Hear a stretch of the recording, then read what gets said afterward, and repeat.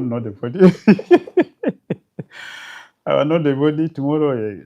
I do touch my prasadam.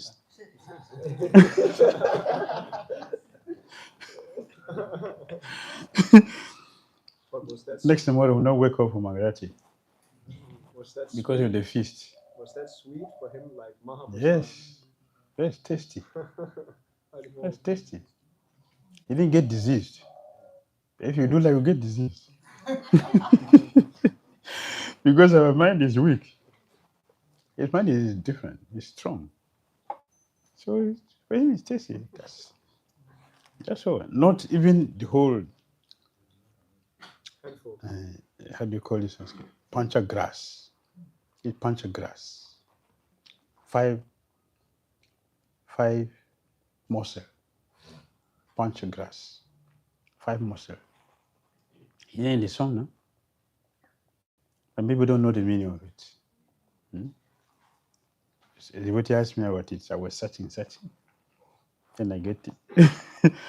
And I asked many devotee, what is pancha grass? Couldn't get it. It means 5 morsels. 5 morsels. This is 1. 5 of it is pancha grass. I say some devotees that would they eat. That's what it's sufficient for them to kill their body. That's not a song? Yes. That is there. All right. Move to the next one, mantra 12. Let's go to 12.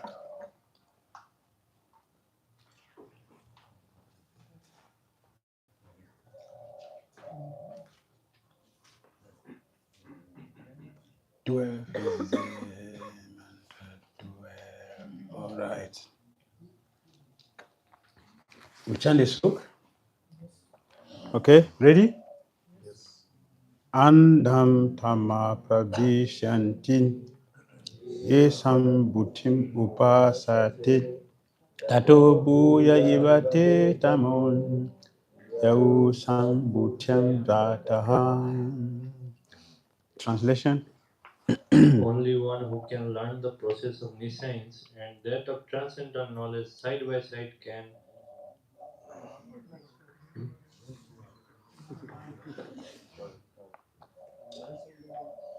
Translation. Those who are engaged in the worship of demigods enter into the darkest region of ignorance, and still more so do the worshipper of the impersonal absolute. Very good. Worship of the relative versus wrong worship of the absolute. It's absolute worship, but it is wrong. Different from those who worship wrong completely. Get it? Mantra 9 explained that cultivation of the wrong knowledge is binding. Similarly, Mantra 12 described that improper conception of the absolute truth is also binding. Both of them are binding. Even worse.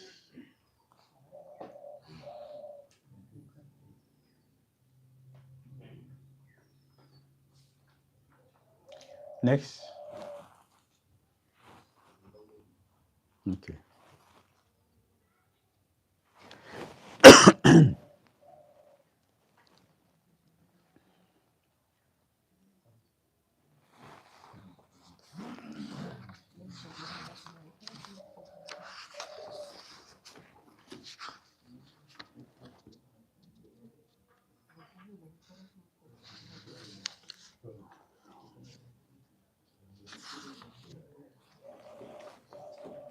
Hare Krishna. We will learn in this mantra 12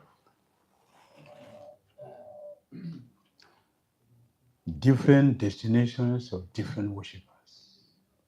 Different of different worshippers. Understanding the absolute truth.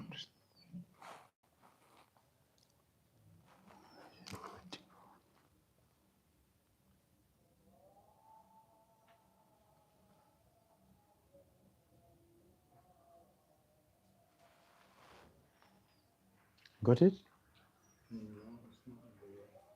It's not there?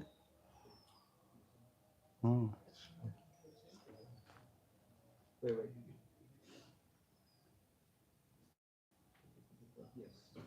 All right.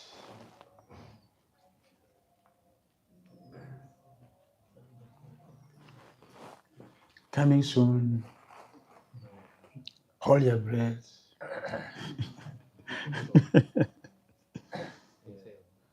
Right. We're there. So we'll see position of the absolute truth.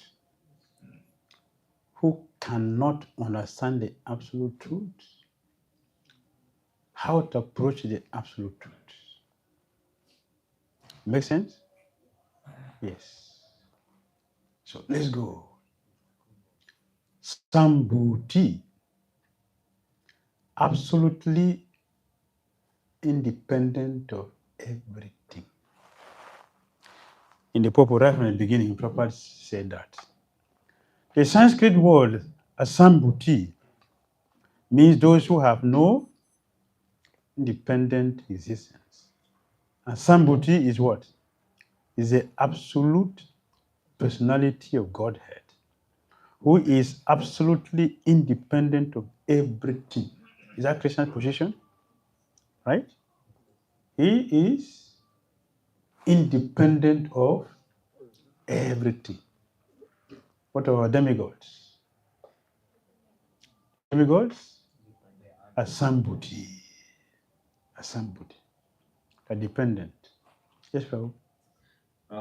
If I remember correctly, worshiping demigods isn't the mode of goodness, right? So I wonder how that's considered the darkest region of ignorance. Very good. Very good. Very good.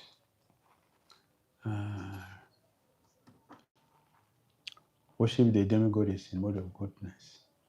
Worship the worship. You're saying something. Say it loud. Ghost and spirit is what? And worship humans, heroes, passion. Worship our heroes. Some people are worshiping so many sport heroes, movie heroes. So if you compare the ancestors worship and the ghost and spirit worship, if you compare that to human worship and then to demigod, which one is better? Demigod. But it doesn't mean that it is the best. Because demigod worship, what did it begin? When did human beings start worshiping demigod?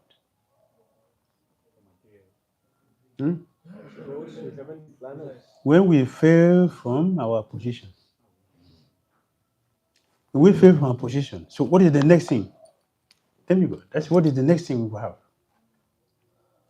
For a drowning person, whatever you see is what?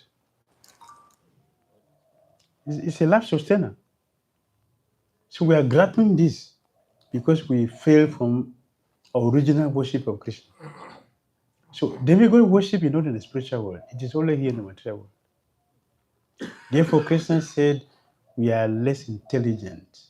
7, 20, 21, 23. Chapter 7, Bhagavad text 20, 21, 23 is about demigod. 9:25 about demigod. Because we have fallen. So we have to hang on to something which is better than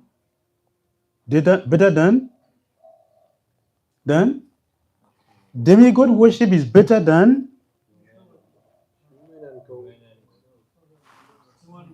no, not those just those who don't worship nothing at all. Mayavadis. God has no form, no need to worship God. So those who worship demigod are better. Why is it better? Okay, goodness, yes. They acknowledge a higher power. Yes. It says somebody is dead I should show respect to. We may not know exactly completely who is that, but at least as somebody, some authority is there that I should show respect. That's the best part of demigod worship. At least somebody is there. Instead of not having nothing at all. Nothing. It's really condemned. Therefore, in this sense, they are better. At least something is there. Maharaj, you can worship Krishna only, but not as the supreme god, just as a demigod. Yes. Because in India, it's like a trend. Someone is worshipping some Devi or some Ram, some Krishna, some Ganesh.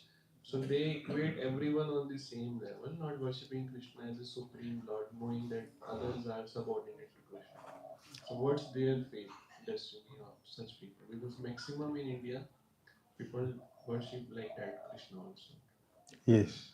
So what is their destiny if they worship? This is ignorance. They don't know whom they're worshiping. What is it? What to expect? I saw a lady just woke up in the morning, carry water in the front of the house. There's a tree. She just come and pour water on the tree. Of her basin. He went back to the house. So does he know what she had done? No. But the idea that somebody superior is there should show respect, that is the beauty of that. What she did is ignorance.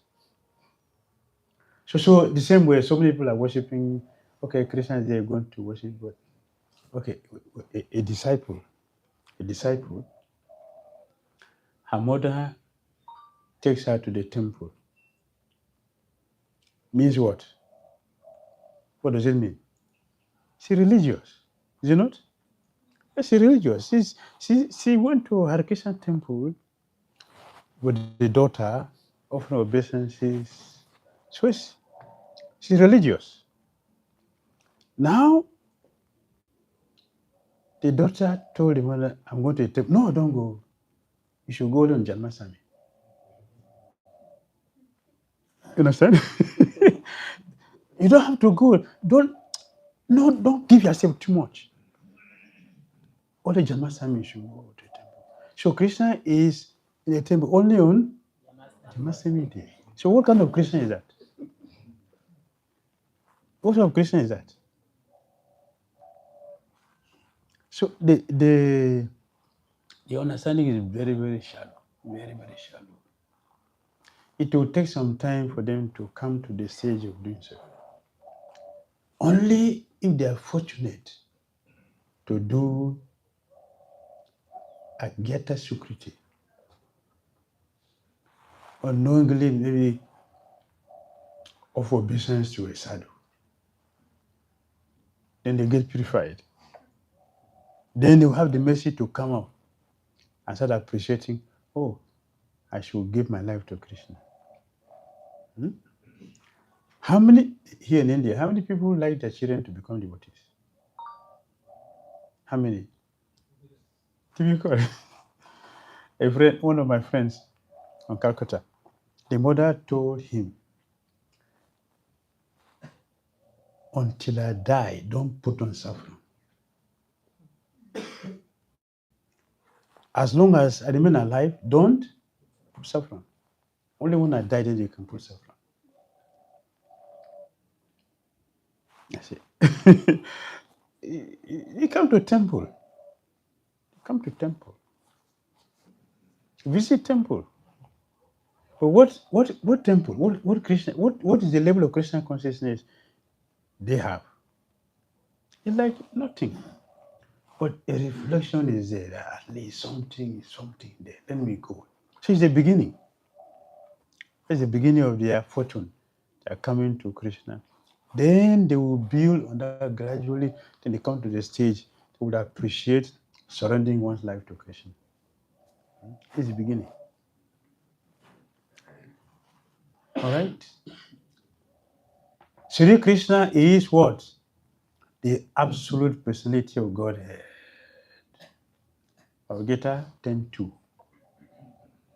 Krishna is the origin of the power delegated to the demigods, great sages, and mystics.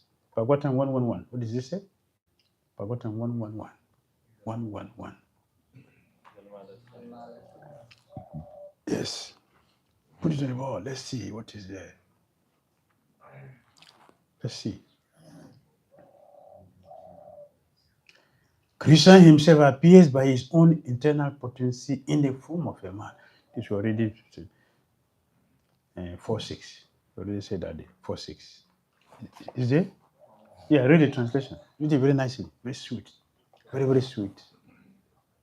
Nectar. This is nectar. Let's drink.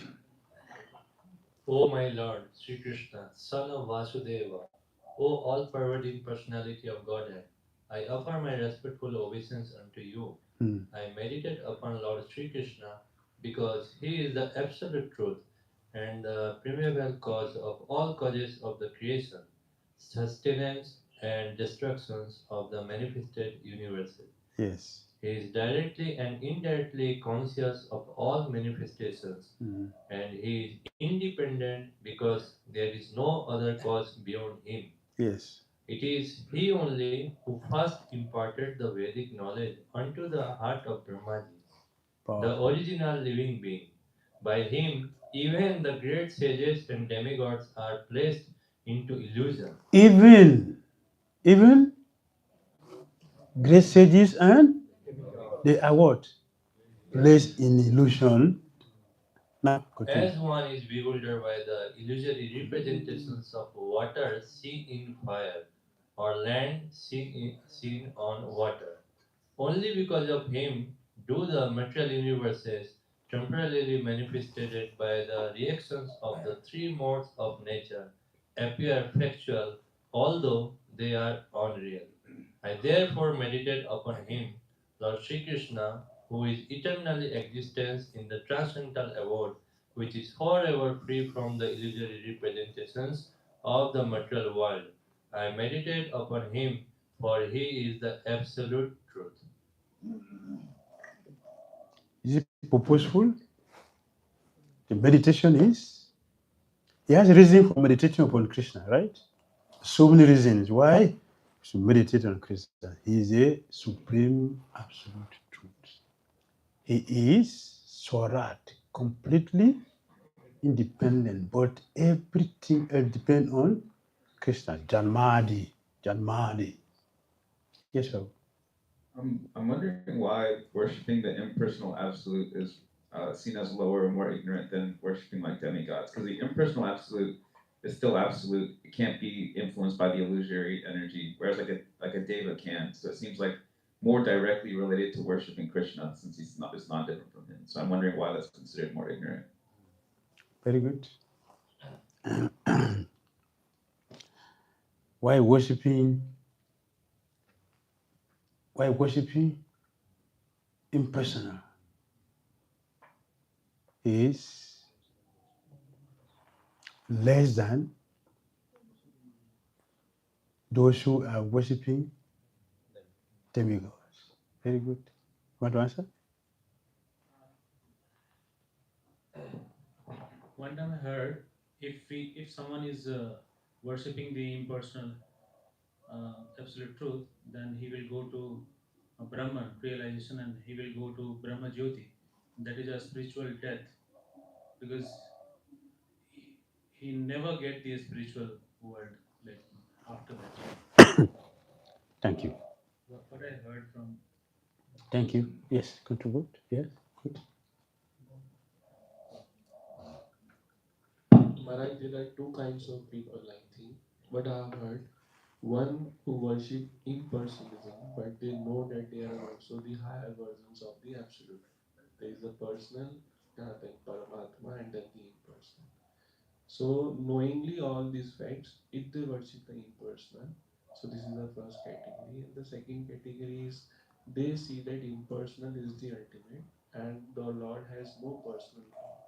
So, such impersonalists are inferior than the demigod worshippers. But if someone is worshipping impersonalism, knowing that they are the higher features of the Lord, then such impersonalists are not being told here. All right, good. Yes. Thank you. Thank you. We also spoke about it earlier in the class that the demigod worshippers, they accept some authority, where the impersonalists, they see it all as that there is really nothing. Nothing. Very good. Very good. Thank you. Good. Yes, they are offenders. They are offenders. A demigod, ignorance. Ignorance. They don't know. But this really, you remember the other day we quoted Chaitanya, we say, I put leprosy in Prakasananda Saraswati's body. Because of what? He says, he's cutting my body into pieces. I have no form. They're offenders. That is a problem. I wonder why the bliss of Brahmananda is considered more than anything in the material world, like more than you would get at any like Devata's planet. Yes, Bhagavad Like why wouldn't it be punished to go with them? good. Bhagavad 12.5. Bhagavad 12.5. Arjuna asked Krishna this. The Brahmavadis and the Bhaktas, which of them is superior? Right? And Krishna said, the Bhaktas said, yeah, personalism is different. How can you meditate on nothing? Does it make sense to say something like that? But demigod is there, you can see. You can see, you have relationship with. Can any one of us embrace light? Can you hug light? Eh? Will you have any experience? Any joy will come from there? No. But if you hug each other, what will you feel? Yes, because the form is there. So the feeling is there. You like it? Like his touch? See? If you are light, will he touch you like that? Will you feel anything? You're not warm? Very good. Yes. That is a problem. Their problem is they are offenders. That is the problem. And like Prabhu said, merging into Brahman is suffering. So Isopanisad is going to conclude, Krishna, please remove this so I can see you. Face to face, I want to see you. That's the conclusion, Isopanisad. So we'll get there very soon. Because the relationship there, in the person they form, the relationship, there's exchange of feelings, is it not? Kissing is there, romancing is there, and other things that come up. Because there is some feeling is there. But in nothing, how will you feel anything? And it is also, we mentioned the other day, due to envy. You have no form, so it means you don't have enjoyment. Don't enjoy because you have no form. So our Acharya said they cannot participate in Rasa Lila. Because they already closed the chapter, so they won't talk about it. So it doesn't exist. But what is the what are we going to Goloka for? Goloka, what are we going to for? Huh? What nothing? What nothing? Somebody. We are going there to meet a person, the Supreme Seven, who is full of rasas. Varieties, not only one, varieties of rasas there. That is why we are going. It's full, completely. Complete enjoyment without end. So please, let's go there. Hare Krishna. So Panasan is taking us there. All right, then move forward. Impersonalists, mental speculators. What is the problem? What is the problem? Try to distinguish the absolute form, the relative by their tiny brain power. Can they do it? No. can only help them reach the conception of the absolute and not the positive, as negative conception instead of the positive conception, and can at the utmost reach the impersonal effulgence of God, known as Brahman. Brahman. That is the beginning of spiritual life, not the end. Brahman realization is just the beginning. Higher than that is Paramatma. Above that is Bhagawan. That is complete. It's complete. Complete. That is where we are going. Yes. The demigod worshippers, Yudho worshippers, where would they go? Different places according to the worship. All philosophers and great riches of mystic try to distinguish the absolute from the relative by their tiny brain power. However, this can only help them to reach the point of negative relativity without realizing any positive trace of the absolute. Definition of the absolute by negation is not a complete concept. Such negative definitions lead one to create a concept of his own, and one then imagines that the absolute must be formless and without qualities. It's an offense. Krishna's devotees, however, who by dint of their unalloyed devotion surrender unto him, can know that he is the absolute person and that everything emanates from him only. Such devotees continuously render loving service unto Krishna, the fountainhead of everything. The fountainhead of everything. Next.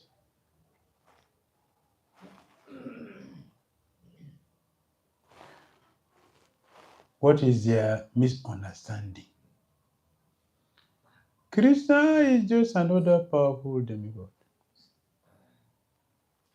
The Brajavasis also think like that. Is not true? The Brajavasis also think like that. Huh? Brajavasis. The Brajavasis also think like that. I'm not. They think like that. I'm telling you, I'm not asking you. The Brajavasis think that Krishna is a demigod. You don't know? They think like that. They never see Krishna as God. Brajavasis never. They never accept Krishna as God. They think Krishna is my boyfriend, my son. So their own is not ignorance. That's the difference. Their own is based on love, prema. In Vrindavan, prema dominates Vrindavan. Mathura, dominated by knowledge. Dwaraka, dominated by opulence. So in Vrindavan, there's no opulence, there is no knowledge. It is only prema. Therefore, their own understanding is different. It's not our own. Our own is ignorance. So we don't accept Krishna as supreme, is ignorance. For them, it's due to prema. When Uddhava came there, why are you lamenting about Lord Krishna? Just meditate upon him. They just say, get out from here. Don't talk nonsense here. I'm making this garland. It's for you. It's for my son, Krishna. And when Balaram was told, You are sitting here, but your brother is in trouble. Huh? What is that? Your brother had been tied up since morning, is crying. Who is that? Oh, destroy the person. Mother Yasoda, hey. Mother Yasoda, Balaram became like ice water. Mother Yasoda, let's bring now. And then, when he finally came and saw Krishna was still tied up, and when Krishna saw him, he started to cry to invoke his mercy so he can release him. And Balaram shouted again, I am Sankarshan. I will close down the universe. Who can do this? Well, I should have came. What did you say? What did you say? Huh? What did you say you are? I will tie you up with your brother now if you make noise again. I will tie you up there. This boy, Narayan, cry? Eh? Narayan is afraid of anything? Is Narayan afraid of anything? No. This boy, when the cat mew, ah, mommy. So, this is Narayan? How can you tell me this is Narayan? If you don't keep quiet here, Sankarshan in my house, I will put you there with your brother. Keep quiet. Then he went to Krishna and said, see, I've been telling you since, stealing is not good. You don't listen to me. Is it is the result? I can't do anything. Mother Yasoda, I can't do anything. From today, I hope you stop stealing. Hare Krishna. Okay, let's finish this before we go. Yes. Why do they worship the demigods? They are unintelligent and bewildered, driven by a strong desire for sin gratification. They want temporary relief of temporary problems. What is the destination? Planet of demigods, which is darkness. Why is this a problem? Why is it a problem? All the planets in the material world are temporary residences. Bhagavad 8:16. Is it not? Abraham. That is different. That is 15. Yes. This is Duklayama Sashwata. It's 16. The one you quoted is 15. Previous one. Yes. How can one reach different planets? There are different ways. Spaceships, mystic powers, and by worshipping demigods. Worship demigod, you go there. 926. Oh, 925, sorry, 925. Yeah, that's 925. Worship demigod, you go there. Worship ancestors, you go to ancestors. Ghosts and spirits, you go to them. Worship me, you will come to me, Krishna. And Prabhupada gave a very powerful challenge. What is the challenge? What is the challenge Prabhupada gave? Oh, okay, that's the next one. That's the next. The analogy Prabhupada gave you in the next 13. Cheating business become religionists only for the sake of name and fame. They do not wish to get out of this universe and reach the spiritual sky. They want to maintain the status quo in the material world. You remember we mentioned Jehovah's Witness? They say what? God is coming to make this place heaven. They don't need to go anywhere. So stay here, continue gratification. So there are many. The problem is that it is misleading. It is misleading people. Generally, people pose themselves as incarnation of God. They do not even worship the demigods. It's only for name. Only for name. They don't really worship. The Mbarkacharya. The Mbarkacharya, remember? The Mbarkacharya is a demigod. He worshipped Lord Shiva, not Krishna. But Lord Shiva saw that he was pure in worship.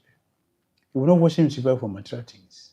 Because of that, Lord Shiva promoted him. He sent him, Lord Shiva who sent him to the four Kumaras. Go and get initiation from them. We'll go there in Parikrama. Build Pakul. We'll go there for Parikrama. Please come with us. So Lord Shiva sent him there. So he went and made the Kumara, then they initiated him, and he became the Acharya for their Sampradaya. The Mbarkacharya. So people, he was not only the person at that time, they were for worshipping, but Shiva took only him because he was purely worshipping. The remaining who were just doing their nonsense, Lord Shiva didn't bless them with this blessing. He left them like that.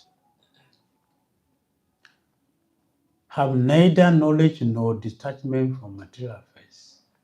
They want to live in the golden shackles of material bondage under the shadow of philanthropic activities disguised as religious principles.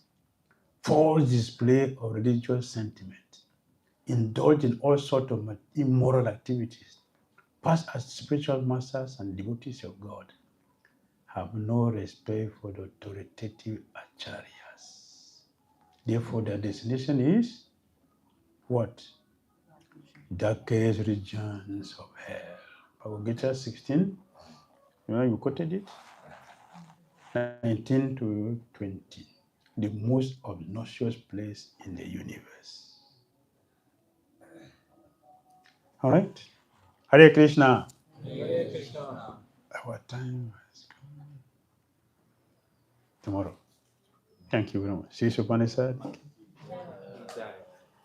Srila Prabhupada ki. Nitai Gaur Premanandi. Thank you very much.